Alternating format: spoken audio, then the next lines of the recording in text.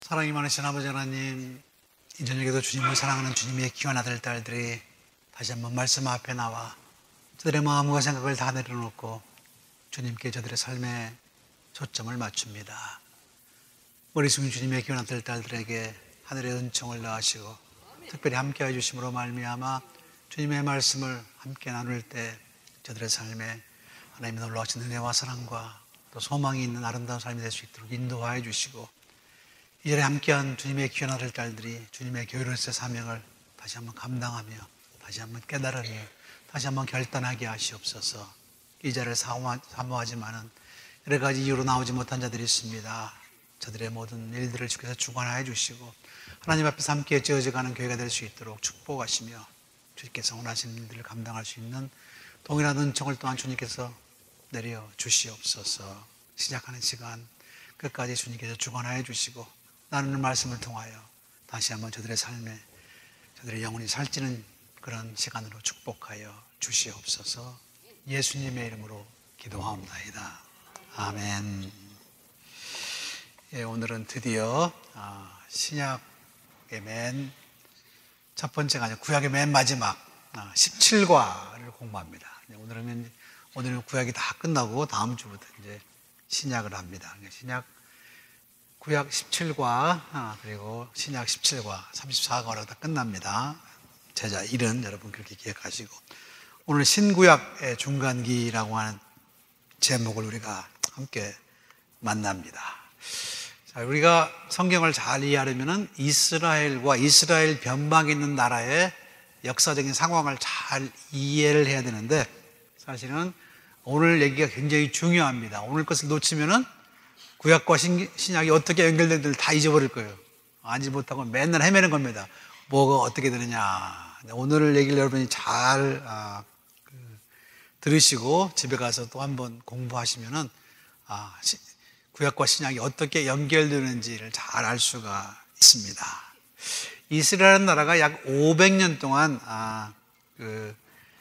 독립을 누리다가 이제 주전 587년에 예수님 오시기 전에 한 600년 전에 이제 바벨론이라는 나라에 의해서 멸망을 당합니다. 그래가지고 400년 동안 강대국의 지배를 받습니다. 주변 나라들의.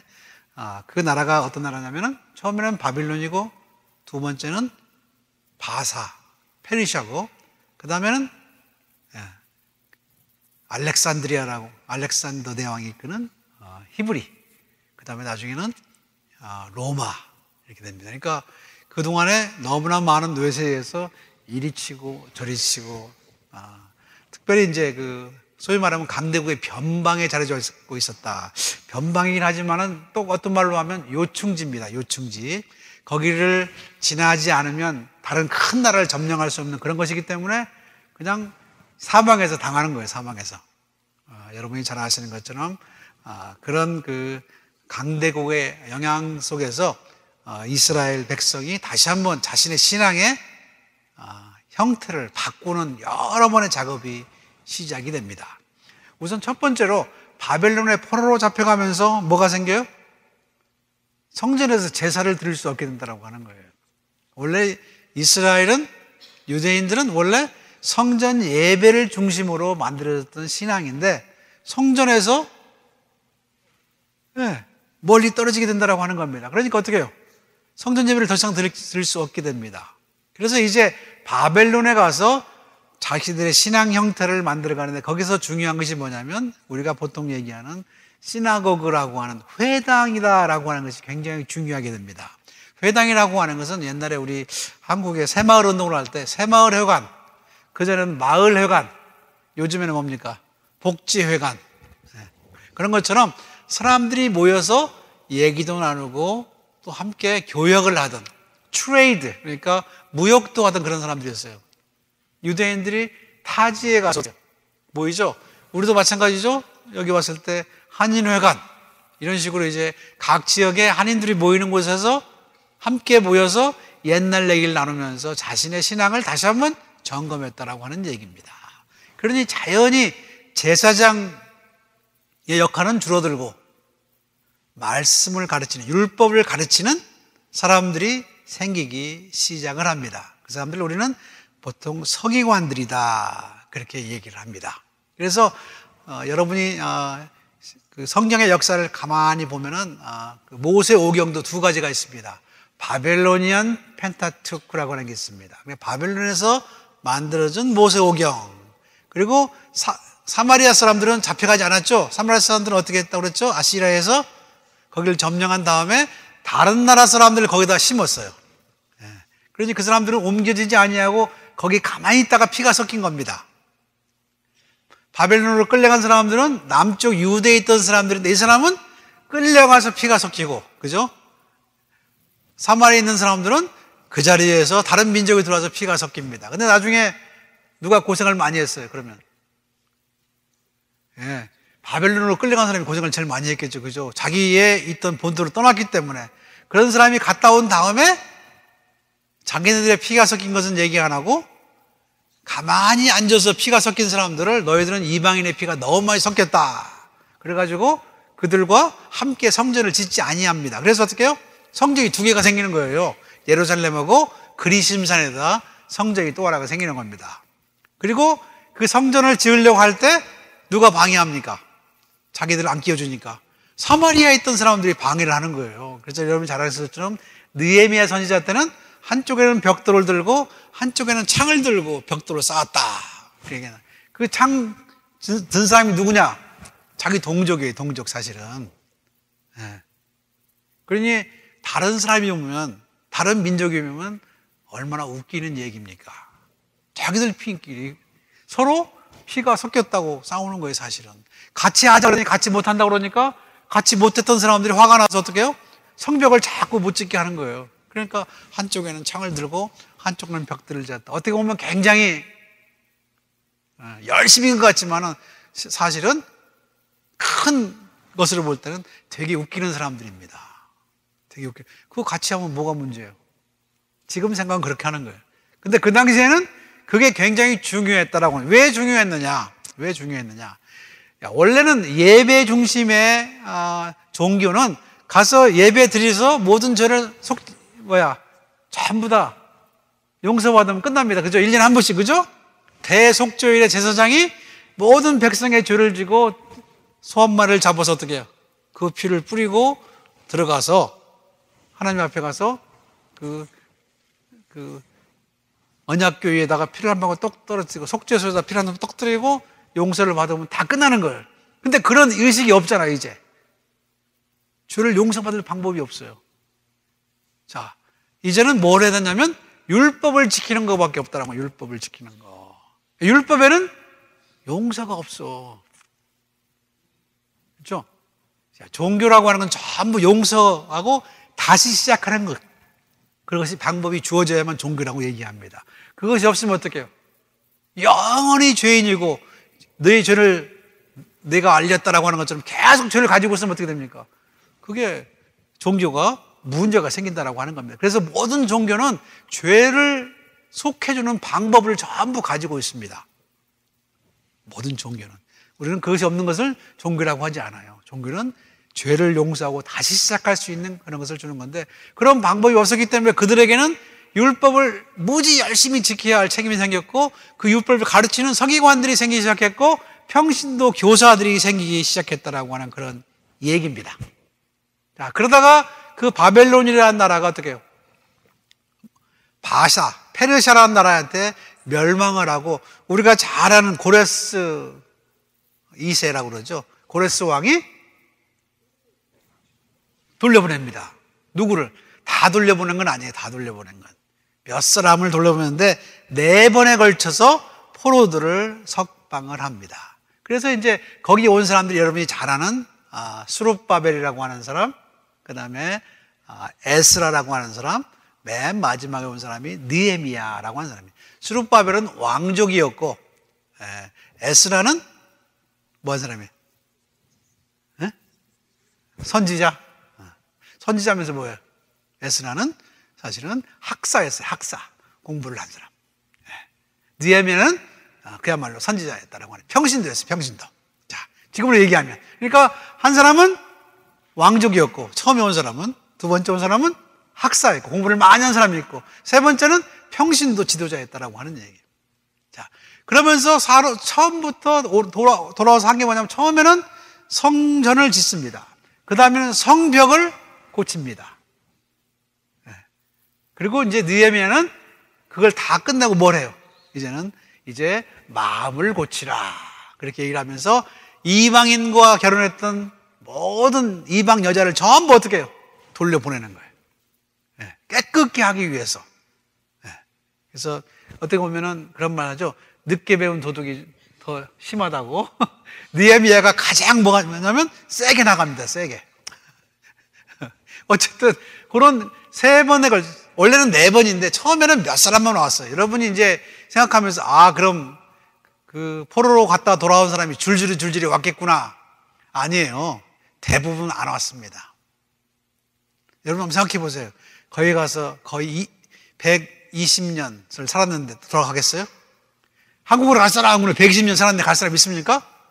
없죠. 별로 없는 것처럼 이스라엘 백성들도 오는 사람이 별로 없었어요.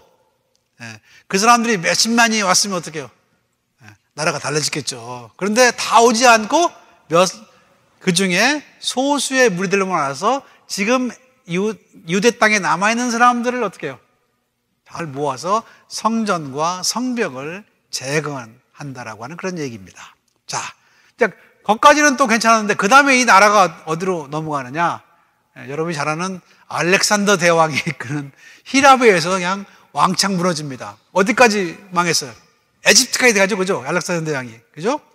에집트까지 간다라고요. 그러니까 거기는 뭐 왕창 밀려가는 거죠. 그죠? 그러면서 히랍 사람들이 뭘 가르치냐면 히랍 문화를 가르칩니다. 여러분 지난주 다니엘 공부할 때 히랍 사람들의 침략 정책은 문화 침략 정책이에요. 문화를 바꿔버리는 거예요. 언어를 바꿔버립니다. 그렇기 때문에 예수님이 오셨을 당시에 원래 예수님이 쓰시는 언어는 아람어였어요. 아람어. 그죠? 아람어 여러분, 아람어 어디 나옵니까? 예수님 돌아가실 때 엘리 나마 사막다니 그게 아람어예요. 근데 보통 사람들은 아람어를 쓰지 않고 뭘 썼어요? 그 당시에 히랍어를 썼어요. 히랍어. 그만큼 어떻게 해요? 히랍의 문화의 영향이 굉장히 컸다라고 하는 그런 얘기입니다. 그 중에 이제 유명한 사람이 뭐냐면, 에피파네라고 하는 안티오코스 4세라고 하는 사람은 이게 좀 문제가 많은 사람이에요. 굉장히 유대인을 핍박한 사람입니다. 그래서 예루살렘 성전에다가 제우스 신을 섬기는 그걸 딱 갖다 놓고 자기 화상을 걸어 놓고 거기다가 그리고 돼지를 잡아가지고 제사를 올립니다. 왜 돼지를 잡았겠어요? 유대인들이 깨끗하지 못한다고 하는 점이죠. 그러니까 유대인들을 아주 깔보면서 자기 이름을 스스로 에피파네스라고 했어요. 에피파네스. 에피파네스는 뭐냐면 내가 하나님이란 말입니다. 하나님이 나타나는 것이 에피파네스예요. 자기 스스로를 하나님이라고 외쳤다라고 하는 그런 얘기. 그래서 이제 그때 지난주에 얘기했던 것처럼 다니엘서라는 것이 써진 거예요. 다니엘서. 그때. 근데 이 다니엘서 얘기는 원래 히랍 사람들에 대한 건데 히랍이 아니고 바벨론 포로 얘기가 나오죠. 그죠? 그러니까 직접 히랍 사람들이 그랬다는 걸 쓰면 그게 살아남을 수 있어요? 없어요? 없잖아. 그러니까 역사를 어떻게 거꾸로 가져와 가지고 히랍 사람들에 대한 얘기를 실은 바벨론 포로 생활에 갔던 유대인들의 얘기를 적음으로 말미암아 끝까지 버티자. 그런 식으로 쓴 게 다니엘서라고 하는 거예요. 여러분이 잘 아시는 것처럼 요한계시록도 마찬가지예요. 요한계시록 때 한참 네로라고 하는 황제의 핍박이 컸던 때예요. 그때 그 사람들의 대적은 로마입니다. 근데 여러분이 로마인데 여러분이 요한계시록을 읽으면 거기 나오는 사람들이 누구예요? 히랍 사람들이에요. 히랍 사람들. 그러니까 히랍의 역사를 가져다가 어떻게 해요? 지금 자기가 다 하고 있는 로마 사람들을 어떻게 해요? 공격하면서 신앙을 지키자라고 하는 게 요한계시록이에요. 왜냐하면 지금 막 침략을 당해가지고 하는데 우리가 일제를 그냥 거기서 공격할 수 없잖아. 그러니까 누구를 가지고 얘기해. 옛날 역사를 가지고 지금 그 얘기를 하고 있는 거예요. 그게 묵시록이라고 하는 겁니다. 소스는 옛날 거예요. 히스토리. 그런데 거기서 하고 있는 내용은 지금 핍박당하고 지금 핍박하는 사람들을 향한 얘기예요. 그래서 거기에 뭐가 나온다 그랬어요? 메시아의 대망이 나온다. 결국 하나님은 우리를 구원할 자를 내셔서 우리를 이 모든 압제에서 구원하실 것이다 라고 하는 것이 묵시록의 가장 중요한 포인트라고 지난주에 얘기했습니다. 물론 다 잊어버렸겠지만, 다 잊어버렸죠, 그죠? 제목이 메시아의 대망이었어요. 그래서 사람들이 인자 같은 이가 촛불 가운데, 촛대 사이에서 왔다 갔다 했다 그 말이 나오잖아, 거기에. 다니엘서의 가장 중요한 제목이 그거예요. 인자 같은 이가 생명책을 들고 촛대 사이, 7 촛대 사이에 왔다 갔다 했다. 그게 누구냐면 인자 같은 이가 바로 예수라고 우리를 믿는 거예요. 아셨죠? 그 다니엘서가 중요한 이유는 거기에 바로 인자 같은 이가 나오는데 그게 바로 예수였다. 거기에 생명책이 있다. 그 말은 죽어도 산다라고 하는 그런 얘기죠. 그죠? 그러니까 부활이라는 것이 이미 거기에 이미 나타나 있다라고 우리가 그렇게 읽었습니다. 어쨌든 유대인의 신앙이 성경 중심에서 율법 중심으로 변해가면서 이제 성경들이 어떻게 해요? 성경의 책들이 하나하나 차곡차곡 만들어지는 거예요. 그럴 거 아닙니까? 왜냐하면 옛날에는 그게 필요가 없었습니다. 여러분이 잘 아시는 것처럼 요시아의 개혁 때 성전을 청소하다가 신명기 조금을 찾아가지고 요시아 왕이 옷을 찢고 어떻게 해요? 종교 개혁을 하잖아. 그 말은 그 사람들은 성경책을 가지고 있었어요, 없었어요? 여러분, 유대인들은 신앙심이 좋아서 성경책을 가지고 있었다 이렇게 가르치는 사람은 엉터리예요. 유대인도 성경책 안 갖고 있었어요. 그것도 없이 제사 지냈어요, 한참. 그러다가 어디서 찾았어? 성전 벽을 청소하다가 거기서 성경책을 찾아낸 거야. 없었어요, 아무도. 그러니까 여러분들이 유대인을 너무 이렇게 존경하는 마음으로 저 사람들은 글자 하나까지 전부 중요하게 생각한다. 그런 거는 우리가 만들어낸 거고 그렇지 않아요. 우리하고 똑같아요. 왜냐하면 예배 드리는 것이 성전에 사는 것이었기 때문에 나머지 것은 중요하지 않았어요. 그러나 이제 예배 드릴 장소가 없어지니까 자기들의 신앙의 근거를 어디서 찾냐면 율법서에서 찾기 시작한 거예요. 율법서. 가지고 있어요. 율법서, 선지자서. 그리고 거기서 이제 성전에 모여서 얘기했던 것뿐만 아니라 회당에 모여서 어떻게 해요? 우리 노래하잖아요. 그죠? 나의 살던 고향은 하잖아요. 그죠? 나의 살던 고향 하면 우리 중에 눈물 안 흘릴 사람 아무도 없습니다. 누가 기타 치고 나의 살던 고향 한번 불러보세요. 우리 다 울어요. 자, 그렇게 모여진 게 시편들이에요, 사실은. 고향에서 어떻게 유배 가가지고 거기서 나의 살던 고향 부르면 그거 되는 것처럼 사실 옛날에 부르던 노래를 불렀던 게 시가로 모인 것이 시편이에요, 사실은. 여러분이 잘 그럴 거예요. 그러니까 처음부터 시편 기자가 나는 성경을 쓴다라고 쓴 게 아니란 말이에요. 성전에서 믿는 자들이 모인 장소에서 불렀던 노래들을 모아놓은 게 시편입니다. 그것을 어떤 사람들은 다윗이 썼다고 하기도 하고, 근데 확실히는 몰라요, 아무도. 다윗이 썼다고 하고, 옛날에 성전에서 불렀던 노래라고도 하기도 하고, 또 어떤 식으로 불렀다라고 얘기도 하고, 그런 것들이 어떻게 해요? 거기에 가로쳐가지고 나와 있어요. 근데 가로친 것은 전부 나중에 삽입된 거지, 처음부터 그렇게 쓴 게 아니란 말이에요. 그래서 컬렉션을 하는 게 시편입니다. 시편을 보면은 모세오경하고 똑같이 만들어 놨어요. 모세오경이 어떻게 해요? 5권의 책이 있는 것처럼 시편도 똑같이 5권으로 되어 있습니다. 자, 그런 모형을 만들어서 해놓은 거예요, 사실은 그것도. 그러니까 그것이 나중에 이 모세오경을 기본으로 만들어진 거다, 그렇게 얘기를 합니다. 그런데 이제 문제는 모세오경만 믿었던 사람들이 있어요. 아니면 그 다음에 나왔던 선지자서나 다른 서적까지 같이 믿었던 사람들이 있습니다. 모세오경만 믿던 사람들은 우리가 얘기할 때 사두개인들이다 라고 얘기를 합니다. 그런 사람이 나타나기 시작하는 거예요, 이제. 그렇죠, 여러분. 성경도 어떻게 우리가 나는 성경 66권만 믿겠다, 그런 사람 있죠, 그죠? 손 들어보세요. 나는 66권만 믿겠다. 없네, 큰일 났네. 우리 개신교는 66권을 믿어요. 그죠? 예. 근데 손을 안 들면 어떡해? 캐톨릭은 몇 권을 믿어? 예. 캐톨릭은? 예. 예. 캐톨릭은 더 많이 믿습니다. 49권. 저희가. 아니, 46권. 구약이. 신약은 똑같이 27권이에요. 그러니까 우리가 66권을 믿는다고 하면 개신교고, 거기다가 6개를 더하면, 7개를 더하면, 예, 그건 천주교, 전주교. 구교. 우리가 구교라고 얘기하죠. 그죠? 그 사람들은 그렇게 믿어요, 사실은. 그게 달라요, 사실은. 여러분, 성경의 역사를 여성교회들은 다 배웠을 때, 제가 옛날에 여성교회 선교학 할 때 다 가르쳐 줬는데, 이한희 장로님은 다 아실 것 같은데? 잊어버렸죠, 좀. 예. 성경이 달라요.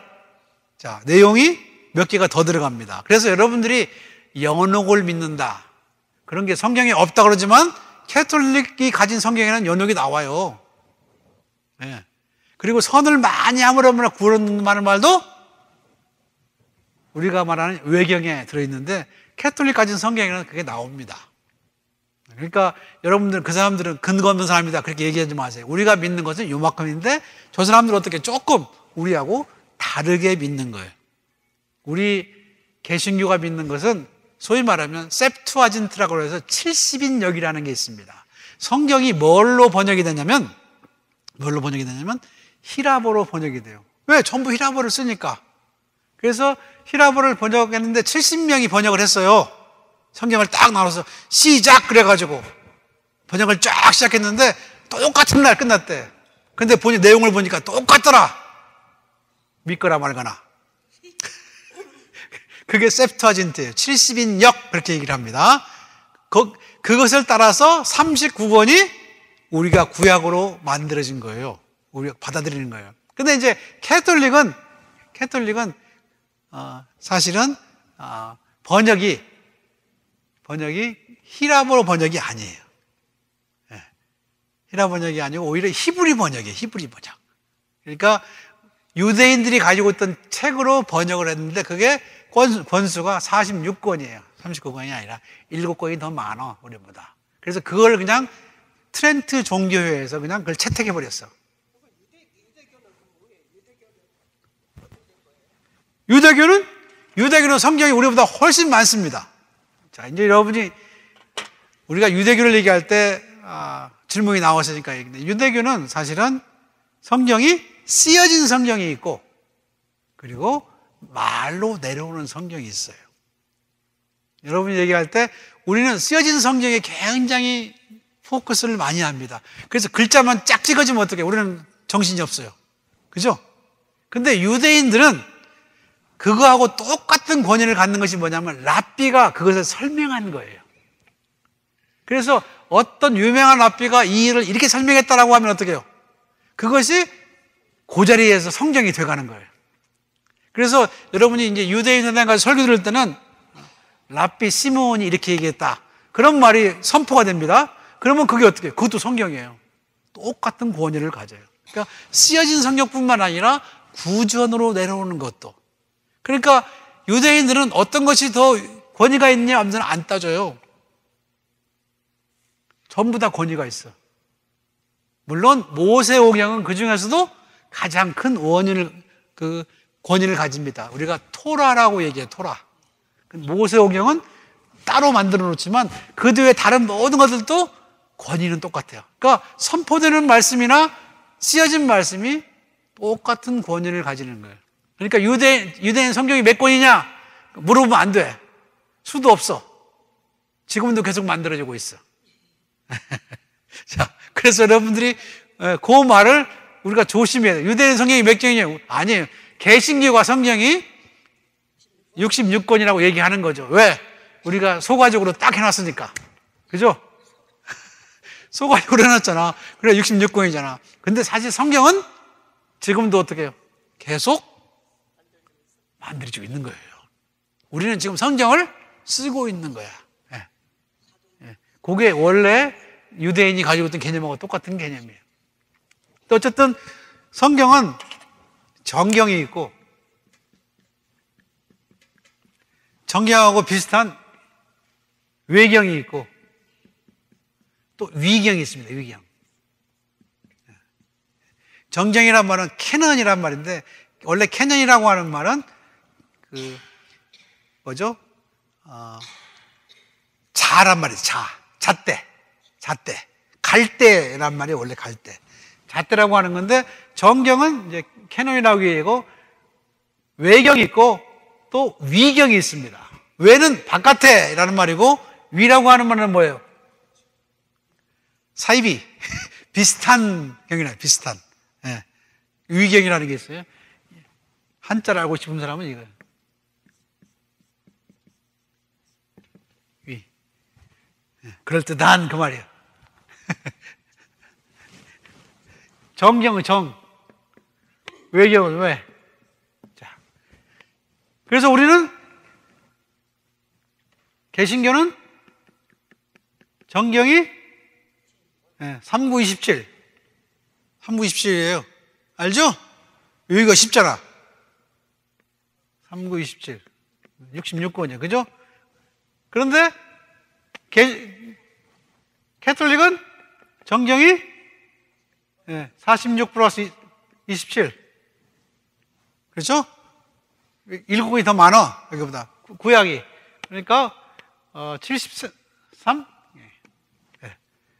근데 이제 개신교는 여기 7개를 외경이라고 얘기합니다. 바깥에 있는 거다. 캐는 바깥에 있는 거다. 바깥에 있는 거다 얘기하고 그리고 위경이 있어요. 위경이 뭐냐면 무슨 도마가 전한 가스펠. 얼마 전에 여러분 나왔죠? 유다가 전한 가스펠 이런 거. 그런 게 이제 뭐냐면 위경이에요. 성경 같지만 권위를 인정할 수 없는 것. 자, 근데 캐톨릭은 요 두 개를 전부 정경으로 얘기하고 위경을 외경이다라고 얘기합니다.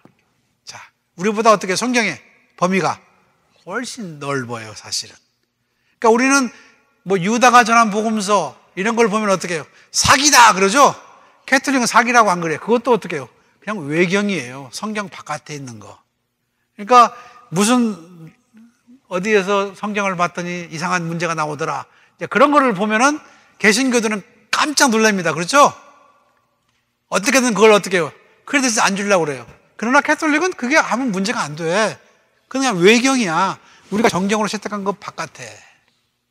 자, 그런 개념들이 있는데 이것은 개신교의 그 관념이 사실은 너무 적어요. 여러분이 잘 아시는 그 마틴 루터라고 하는 사람도 사실은 성경을 66권으로 인정을 안 했어요.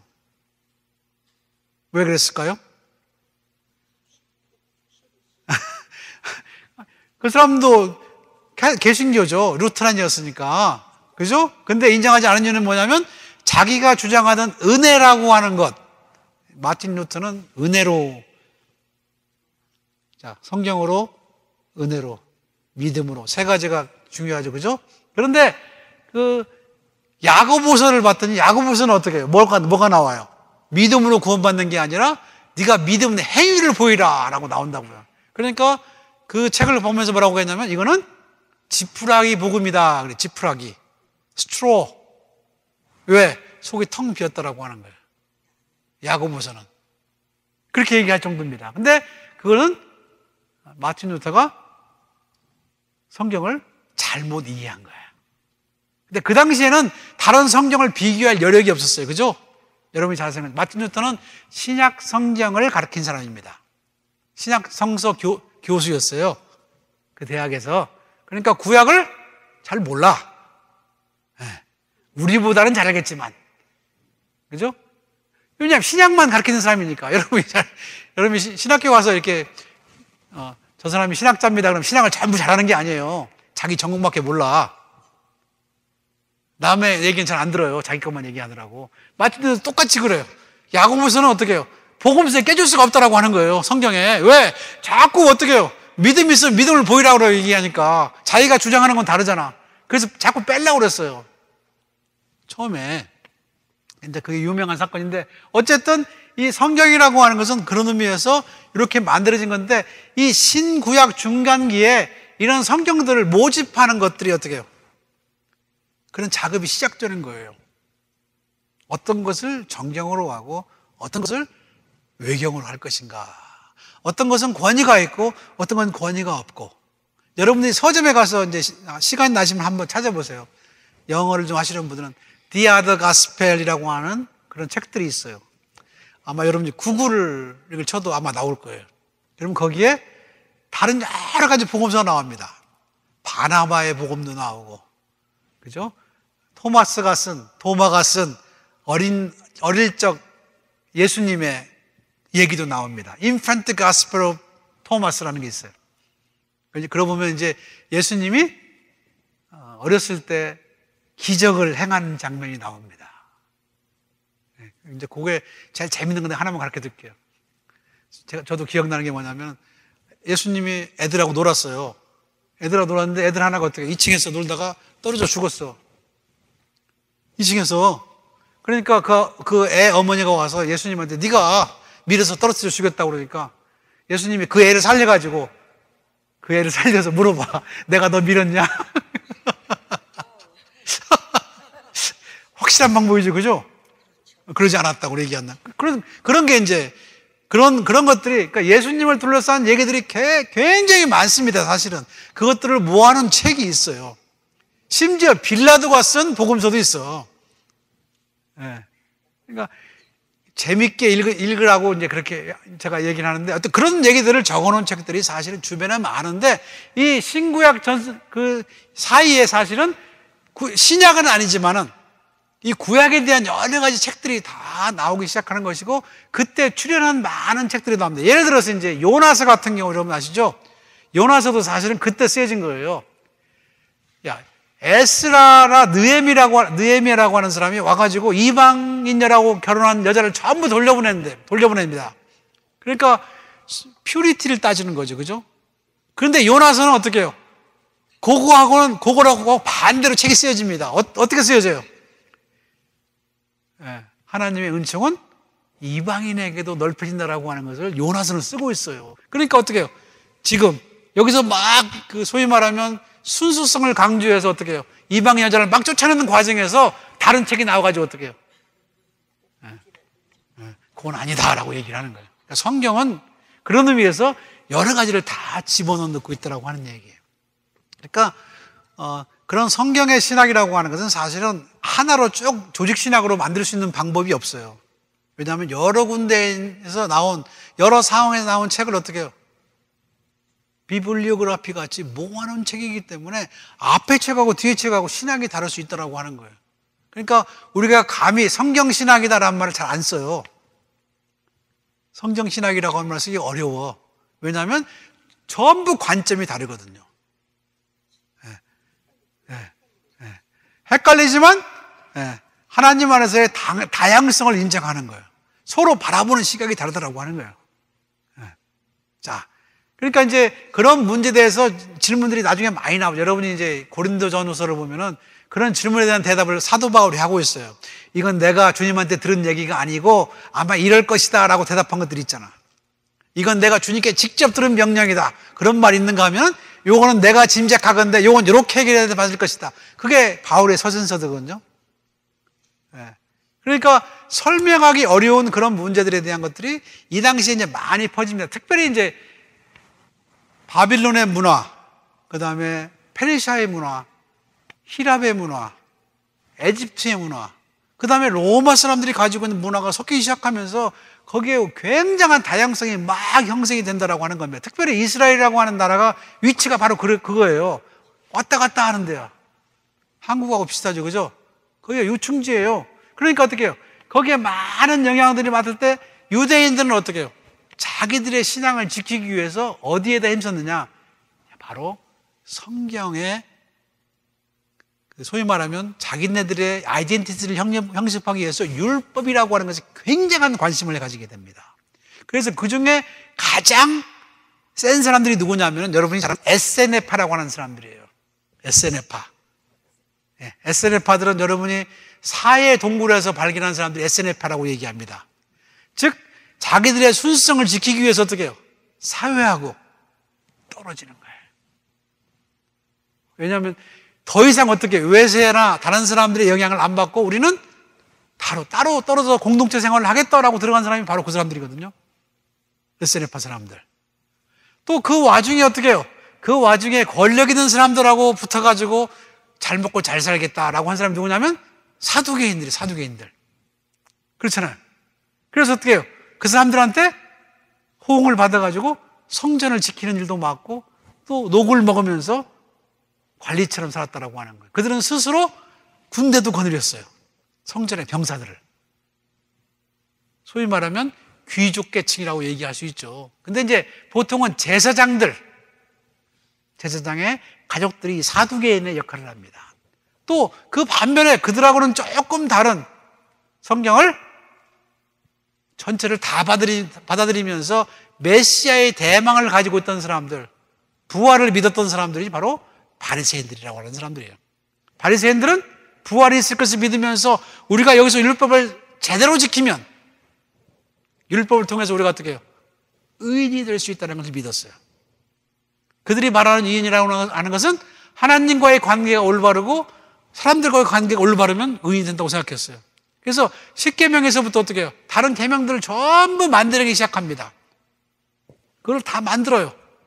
그래서 395개를 만들고 260 몇 개를 만들고 해서 600 몇 개의 율법을 만듭니다. 심지어 주일날 이것은 일이 아니다라고 하는 것이 39개예요.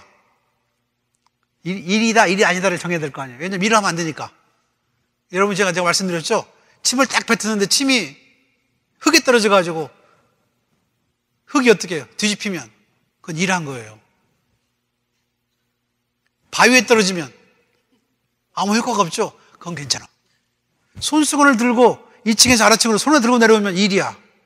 그런데 호주머니에 넣고 오면 일이 아니야. 왜? 그런 것들을 하면서 어떻게 율법을 굉장히 철저하게 지키려고 노력을 했다라고 하는 거예요. 자, 왜냐하면 자기들이 원래 신앙이었던 신앙 중심의, 예배 중심의 신앙을 잊어버린 거야. 그러니 율법을 어떻게 하든지 지키면서 자기의 의로움을, 자기의 깨끗함을, 자기의 순수함을 지키려고 노력한 사람들이 생기기 시작한 거예요. 그러면서 그들은 서로 분리됩니다. 그죠? 사두개인들은 아직도 성전을 지키고 앉아있죠. 그죠? 제사장을 뽑고. 바리새인들은 어떻게 해요? 서로 욕하면서 어떻게 해요? 저것들은 아무것도 모르는 자들이다. 부활이 없다고 얘기한다. 그러면서 어떻게 해요? 자기들의 세력을 가지고 있었다고 하는 겁니다. 그래서 두 사람 다 열심히 어떻게 해요? 신앙생활에 나름대로. 사두개인들은 모세오경만 믿겠다라고 하는 거예요. 모세오경에 나오는 것은 우리가 다 지켜야 되지만 안 나온 것은 마음대로 할 수 있다라고 생각했어요. 사두개인들은 그렇게 생각했고 바리새인들은 아니다. 그것 말고도 성경에는 많은 것이 있고 예언서도 있고 심지어 시가도 있다. 그래서 우리가 생각하고 고민하고 그래야 된다. 율법을 어떻게 해요? 주야로 묵상해야 된다. 그게 바리새인들이에요. 누가 제일 많이 배운 사람들이에요? 바리새인들이 제일 많이 배운 사람이에요. 많이 배운 사람들은 해석을 굉장히 중요하게 여기잖아. 그죠? 못 배운 사람들은. 근데 먹고 살만한 사람들은 그것만 지키고 살잖아. 그죠? 그것만 지키고 살고. 근데 이것도 저것도 다 싫고 세상이 싫은 사람은 SNF파처럼 우리끼리 살러 들어가는 거예요. 사막으로. 그런 사람들이 생기기 시작했고 또 그때부터 이제 그 많은 성문서들 우리가 말하는 시편, 잠언, 다니엘, 에스더, 아가, 전도서, 욥기 이런 것들이 어떻게 해요? 이렇게 다시 성경으로 모여들기 시작했다라고 여러분 아시면 됩니다. 자, 로마 통치 들어서는 이제 또 한 부류의 사람들이 생기는데 그 사람들이 누구냐면 젤롯이라고 하는 셀롯, 열심당원이다 그렇게 얘기를 합니다. 원래 젤롯이라고 하는 말이 열심이라는 있다는 말이죠. 그러니까 그런 사람들이 생겨가지고 어떻게든 무력으로 로마를 정복시키고 우리가 우리의 독립을 가져와야 된다라고 하는 사람들이 생기기 시작했어요. 여러분이 잘 아는 것처럼 처음에 젤롯들은 예수님을 굉장히 좋아했어. 왜? 저분이야말로 뭔가를 가져올 것이라 생각했는데 나중에 알고 보니까 어떡합니까? 자기들 마음대로 안 되잖아. 그래서 어떤 사람들은 유다를 열심당원의 영향을 받은 것이 아닌가 그렇게 얘기를 합니다. 왜냐하면 유다가 어떻게 예수님을 코너로 밀어넣은 거예요. 저렇게 하면 예수님이 어떻게 해요? 자신의 정치를 드러낼 것이라고 믿었다고 하는 거예요. 여러분이 생각할 때 팔아먹은 사람, 은 30장의 스승을 팔아먹었다. 유다는 그런 정도의 인물보다는 더 됐어요, 사실은. 더 똑똑한 사람이었고, 더 많이 배운 사람이었고, 남보다 계산이 빠른 사람이었는데, 예수님을 어떻게 해요? 코너로 몰아넣어서 어떻게 해요? 예수님의 정치가 드러나길 바랬어요. 그런데 마지막에 드러내지 않고 어떻게 해요? 다른 메시아의 모습을 보이니까 자기의 잘못을 뉘우치고 죽은 거예요. 자살한 거예요. 그나마. 네. 그러니까 유다는 예수님을 시험하다 자살했다고 얘기하는 거죠. 그러니까 여러분들이 유다는 돈을 좋아해서 팔아먹었다. 에이, 그럴 정도는 아닙니다. 자, 이제 그런 여러 가지 사람들이 이제 등장을 하게 되고 결국은 그렇게 해서 이제 전쟁을 하다가 예수님이 이제 돌아가시고 난 다음에 한 66년 전에 롬하고 전쟁을 합니다. 그러다가 쫄딱 망해가지고 예루살렘 성이 함락이 돼버려요. 예. 그러니까 이제 강대국 입장에서 보면 까불다 그냥 완전히 망합니다. 예. 그때 여러분이 잘 아는 코바디스 도미네는 그때 나온 말이에요, 사실은. 자, 어쨌든 그런 그 여러 가지 여러분이 역사적을 쫙 보면서 이스라엘이 그러면 유대인이라는 나라가 독립했을 때는 언제냐? 여러분이 잘 아는 마카비라고 하는 때예요. 마카비. 소위 마카비 왕조라고 하는데 한 120년 정도. 예수님이 오시기 전 60년 전. 그래서 160년 전. 그 정도의 마카비 왕조가 120년 동안만 어떻게 해요? 스스로의 왕조를 이루고 살았어요. 마카비라고 왕조는 우리가 가진 성경에는 안 나와요. 그러나 캐톨릭 성경에는 나옵니다. 마카비 1, 마카비 2. 마카비는 하스몬 왕조라고 하는데 사실은 히랍의 소위 말하면 히랍이라는 나라, 알렉산더 대왕의 제국이 멸망하면서 여기서 몇 개로 나눠집니다. 나눠지면서 거기에 분봉왕으로 있던 실루기아 왕조라고 하는 데가 멸망하고 잠시 이스라엘이 어떻게 해요? 독립시대를 이루는 120년 동안 있어요. 마카비. 그때 성전을 청소했는데 청소할 때 기름이 어떻게 해요? 하루치밖에 없었어요. 기름이, 깨끗한 기름이, 쓸 수 있는 기름이. 근데 그것이 어떻게 해요? 8일 동안을 어떻게 해요? 탔다는 거예요. 그래서 뭐가 나왔어요? 하누카가 나온 거예요. 하누카.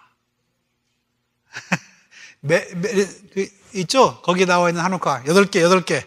왜 8개요? 하루밖에 쓸 수 없는 기름이 8일간을 탔다는 거예요. 하나님의 기적이 아니냐.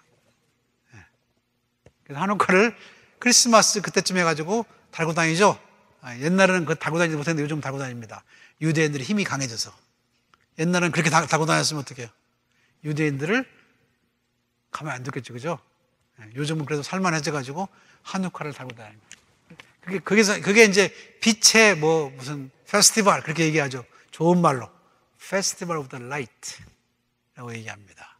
근데 그거하고 이제 크리스마스하고 어떻게 합쳐져가지고 요즘 이상하게 변형돼 갔는데 사실은 하누카라고 하는 말은 마카비 왕조가 세워지면서 성전을 청소할 때 밤에 불을 켜야 되는데 불 켤 수 있는 기름의 양이 하루치밖에 안 되는데 이것이 기적적으로 8일간을 탔더라라고 하는 거예요. 그걸 기념하는 것이 하누카. 그래서 여러분이 잘 아는 메라노가 이렇게 되겠습니다. 이렇게 8개. 그게 이제 그것도 여러분이 좀 알면 좋아요.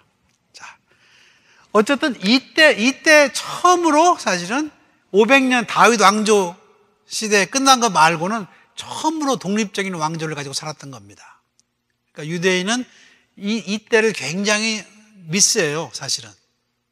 그때만큼 성전을 깨끗하게 하고 온전하게 자기네 나라를 건설한 때가 없습니다, 별로. 그 나머지는 사실 다윗 왕조라고 하는 것도 실은 외세의 영향을 굉장히 많이 받았어요. 전쟁의 기간이었죠, 사실은. 그때도. 자,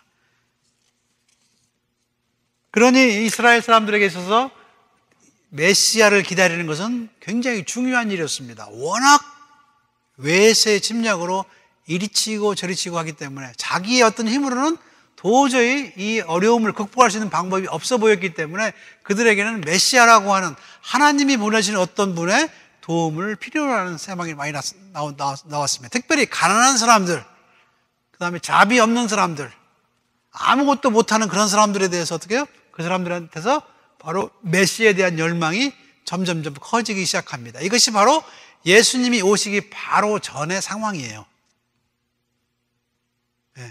그래서 예수님이 오시는 당시에는 그 요단강에 거의 몇십 명의 메시아가 있었답니다. 스스로 메시아라고 하는 사람이. 그 중에 요한도 한 사람이었고, 그 중에 예수님도 한 분이었다라고 하는 겁니다. 좀 늦게 나타난. 그 요세푸스라고 하는 센책에 보면은 그 당시에 요단강에 거의 몇백 명의 메시아가 나타났다. 그렇게 쓰고 있답니다. 그러니까 얼마나 어려웠고 얼마나 힘들었으면 다 그랬을 거예요, 그때. 그래서 여러분들이, 저는 제가 설교한 적이 있는데, 다윗의 가문에서 남자가 나면은 사람들이 와서 다 쳐다봤답니다. 얘가 메시아인가. 아들이 나기만 하면. 그랬다는 거예요. 그럴 정도로 메시아를 기다리는 그런, 사상이 이제, 신구약 사이에, 그 사이에서 이제 사실은 형성이 되고 그런 상황에서 예수님이 이 땅에 오시게 된다라고 하는 얘기입니다. 자, 여러분 교재를 잠깐 보세요. 바사 제국 시대라고 하는 장면이 나오면 성경의 가르침에 고레스 2세라고 하는 사람이 주전 538년에 유대인들에게 들어가서 성전을 재건하다라고 해줍니다. 처음에는 세스바살이라는 사람이 나왔고, 두 번째는 수룹바벨과 예수아가 나왔고, 세 번째는 에스라가 왔고, 그리고 네 번째는 느헤미야가 왔었다. 여러분 교재에 다 나와 있어요. 순서대로. 근데 서로 그들이 다르기 때문에 그들이 와서 한 일이 달라요. 그래서 어떤 사람은 성전을 보수하고, 어떤 사람은 성벽을 보수하고, 어떤 사람은 그것보다는 율법을 강화시켜서 어떻게 해요? 굉장히 보수적인, 율법을 지키냐 안 지키냐는 목숨을 내가지고 이렇게 한다고 했던 느헤미야 같은 사람이 나오기 시작했다고 하는 얘기입니다. 느헤미야는 굉장히 강경파였어요, 사실은. 그런 의미에서는 굉장히 보수적이고 강경파. 성경의 글자 하나하나를 전부 지켜야 된다고 믿었던 사람이었다고 하는 얘기입니다. 그 밑에 재미있는 얘기가 나오는데, 많은 유대인이 돌아왔으나 대부분의 유대인들은 돌아오지 않았다라고 하는 겁니다. 그리고 그때부터 유대인들이 어떻게 해요? 그 근처에 모든 도시에 다 나가서 장사를 시작했어요. 그것을 우리는 디아스포라다라고 얘기를 합니다. 다 돌아온 것이 아니고 장사를 하러 먹고 살기 위해서 모든 세상의 도시로 흩어졌는데 그들이 디아스포라예요. 흩어져 사는 유대인들을 디아스포라다 그렇게 얘기를 했습니다. 여러분들이 그 정도는 알고 있는 게 좋습니다. 자, 그 다음에 여러분 히랍 제국이 나요. 히랍. 멋있게 생긴 잘생긴 알렉산더 대왕이 나오죠. 주전 333년 333년 정도는 알아도 좋습니다. 3자가 3개나 되잖아요. 그죠? 333년 알렉산더 대왕이 사실은 그쪽을 전부 하는데, 그때 이제 유대인들에게 다시 문화의 어떤 굉장한 변화가 있게 된 거예요, 사실은. 그래서 그때 성경들이 히랍어로 번역이 됩니다. 왜냐하면 히랍어를 안 쓰면 먹고 살 수가 없어요. 그래서 전부 히랍어를 씁니다. 심지어 할례를 받았던 사람들이 어떻게 해요? 다시 거꾸로 회복 수술을 받았어요. 그렇게는 살 수가 없기 때문에, 가만 놔두지 않아서. 그러니까 여러분, 우리가 옛날에 일제시대 때 창씨개명 당하는 것처럼 이름을 할 수 없이 바꿀 수밖에 없다라고 하는 거죠. 살기 위해서. 그런 문화적인 것들이 우리가 당한 36년보다 훨씬 길었기 때문에 어떻게 해요? 전부 히랍어가 되는 거예요, 거기가. 그래서 언어를 전부 히랍어를 쓸 수밖에 없게 됩니다. 그래서 알렉산더 왕이 죽은 다음에 실루기아 왕조라고 얘기하는데, 실루기아는 이제 군인이에요, 군인. 그 땅을 나눠줍니다. 알렉산드리아가 통치하는 땅을 나눠가지고 통치하던 실루기아 왕 시대가 되고, 그때 이제 이상한 사람이 하나 나오죠. 에피파네스라고 하는, 안티오코스 4세라고 하는 사람이 나와서 자기가 하나님이다, 이제 그렇게 얘기한 사람이 나옵니다. 근데 그거에 대한 여러 가지 핍박과 아픔 때문에 어떻게 해요? 그때 마카비라고 하는 사람이 어떻게 해요? 나타납니다. 하스몬가라고 얘기하는데, 그때 이제 마카비가 나타나서 그들을 물리치고 잠시 한 120년 동안 독립국가를 이룹니다. 그러나 아무리 독립국가라도 어떻게 해요? 로마의 큰 세력이 어떻게 해요? 다시 무너집니다. 예수님이 오시기 전 한 60년 전쯤에 사실은 로마의 통치가 옵니다. 여러분이 잘 아는 아구스토스 시저, 아구스토스가 이제 그쪽을 점령하게 되고, 그 당시에 이제 여러분이 잘 아는 것처럼 그때 호적하라 그런 말 나오죠. 아구스토스가 호적하라라고 하는 말이 나오는데, 하여튼 여러분이 누가 보고 그러면 그런 얘기가 나옵니다. 그러나 로마는 사실은 옛날보다 히랍보다는 훨씬 더 관대한 정책을 썼어요. 문화를 그냥 놔둔 거예요, 그냥. 왜냐하면 팩스 로마나 정책을 썼기 때문에 너희들 나름대로 문화를 가지는 건 오케이. 근데 이제 나중에 어떻게 되냐면, 이 어떤 나라든 망할 때가 되면 우상이 나타나고 독재를 시작합니다. 그래서 황제가 나중에 신격화되는 거예요. 자기가 스스로 신이라고 안 그러고 밑에 사람들이 전부 어떻게 그 사람을 신으로 만들어서, 그렇게 되면 나라는 곧 망합니다. 어느 나라든. 사실은 여기서 로마도 사실은 그런 단계에 이제 이르기 바로 전에 나타났는데, 그때 이제 여기서 여러분 여기 성경 이 교재에 나오는 것처럼 세금 제도가 얼마나 불합리한가를 나타냅니다. 로마의 세금 제도는 경매였습니다. 경매. 세리들이 이 지방의 세금을 얼마를 걷어내겠습니다라는 것을 숫자를 써내요. 매년. 자, 그러면 어떤 사람이 되겠어? 세금을 많이 걷겠다는 사람이 될 거 아니에요, 그죠? 근데 많이 걷겠다는 사람이 그해 세리장이 되는 거예요. 그러면은 그 액수에다가 자기가 먹고 살 것도 있어야 될 거 아니야. 그래, 거기다 더 많이 걷는 거야. 그러니까 사람들이 세금이 수도 없이 많아지는 거죠, 그죠? 통행세도 있고, 머리 하나하나마다 매기는 숫자도 있고, 모든 그게 다 있었다라고 하는 거예요. 세금 제도가 막 발달을 합니다. 요즘 우리도 세일 텍스 내고 인컴 텍스 내는 것처럼 그 세가 여러 가지가 막 생기는 거예요. 그때 세금 제도가 막 발달하게 되고, 그 세금 제도를 악용하는 세리들, 세관장들, 이런 사람들은 욕을 많이 먹어요. 우선은 돈을 많이 뺏어가니까 문제고, 두 번째는 이방인들하고 자기들을 지배하는 사람들하고 쿵짝쿵짝 하니까. 그래서 욕을 굉장히 많이 먹던 세리들도 여러분이 로마 시대 때 나타난다는 사실 여러분 기억하시기 바랍니다. 자, 어쨌든 그러면서 유대인들은 계속해서 세상으로 막 흩어집니다. 흩어지는 곳에서 새로운 말씀을 가르치는 랍비들이 막 나타나기 시작합니다. 회당 중심에 사실은 종교가 다시 한번 번성하게 된다라고 하는 그런 얘기입니다. 회당이라고 하는 것은 여러분 교재에 보면은 고대 여인숙 같다라고, 여인숙.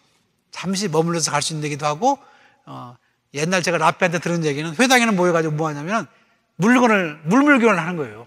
자기들끼리 모여가지고. 저쪽에서 얼마, 그러면 이거 얼마 이렇게 해가지고. 그래서 그 회당이 꼭 영국의 국회 같아. 양쪽으로 딱 나눠가지고 어떻게 해요? 사람들이 쫙 앉고 어떤 사람이 여기서 막 얘기하면, 여러분 그렇죠? 영국의 그 국회 여러분 한번 본 적 있어요? 여기서 얘기를 막 하면 양쪽에서 막 싸우잖아요, 이렇게. 그래서 서로 마이크 갖고. 그런 것처럼 회당도 그렇게 생겼습니다. 여러분 들어가 보시면 알겠지만, 원래는. 요즘은 회당이 교회같이 됐지만, 제가 뉴욕에 회당에 갔을 때는 이렇게 좌석이 쫙 나눠졌습니다. 의자도 그냥 세면으로 돼 있어요. 이렇게. 스타디움 같이. 가운데 테이블이 딱 하나 깔려있고, 사람들이 와가지고 어떻게 해요? 자기가 재배한 것들, 거둔 것들을 서로 경매하고 나누는 그런 장소였다라고 하는 거예요. 거기서 말씀을 가르치는 것이 시작됐습니다. 마치 우리 한글 학교처럼. 말씀을 가르치고, 그 다음에 그들이 이제 율법을 배우기 시작하면서 이제 유대교의 신앙이 성전 중심에서 어떻게 해요? 율법 중심, 성경 중심으로 어떻게 해요? 변화를 겪는 겁니다. 그 500년 사이에 굉장한 변화를 가져오는 거죠. 이제 더 이상 예수님 당시에 오면은 더 이상 성전에 갈 수 없는 사람들도 별로 큰 문제를 삼지 않습니다. 굉장히 신실한 유대인들만 1년에 한 번씩 그 성전에 올라가는 모습을 보이지만은 그것보다는 율법을 평소에 지키는 것이 굉장히 중요하다고 생각하는 마음으로 굳어지게 된다라고 하는 거예요. 여러분들이 바리새인들 같은 경우에는 성전보다는 너희가 얼마나 율법을 잘 지키는가를 보자, 거기에 훨씬 더 삶의 초점이 맞춰지는 것을 알 수가 있습니다. 그러니까 점점점 성전 제사를 중심으로 한 신앙에서 율법이나 성경 중심의 신앙으로 바뀌어지는 과정이 바로 이 신구약 시대입니다. 그때 이제 많은 다른 종류의 사람들, 서로 다른 것을 믿는 사람들이 많이 나타났고, 예수님이 오셨을 때 바로 그 사람들이 어떻게 해요? 예수님한테 질문을 던지기 시작하는 겁니다. 당신이 내게 도대체 누구냐? 당신이 정말 메시아냐? 라고 묻는 그런 것들이 전부 이 신구약 사이에 그 시대에 있었던 여러 가지 문제, 정말 잡다한 핍박과 잡다한 인종들이 모여서 살던 그런 시대를 지나온 다음에 예수께서 나타나시는 겁니다. 다음 시간에는 예수님이 나타나서 신약을 시작하는 그런 부분을 공부하도록 하겠습니다. 기도하겠습니다. 사랑이 많으신 아버지 하나님 감사합니다.